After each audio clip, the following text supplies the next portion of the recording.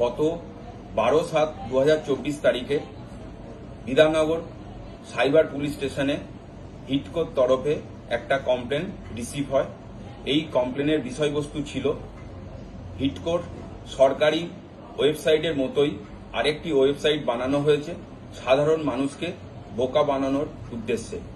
এই মর্মে Bidhannagar cyber police থানায় একটা এফআইআর স্টার্ট হয়। এই কেসের তদন্তভার যায় লেডি সাব ইন্সপেক্টর রানুশ্রী ঘোষালের কাছে।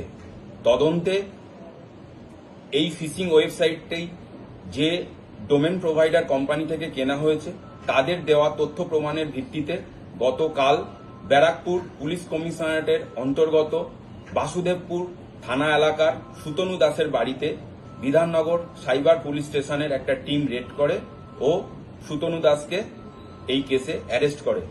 এই কেসে ব্যবহৃত সমস্ত ডিজিটাল এভিডেন্স আমরা সিজ করতে পারি। আজ মহামান্য বিধাননগর আদালতে ধৃত ব্যক্তিকে প্রেস করা হবে। এই কেসের তদন্ত চলছে।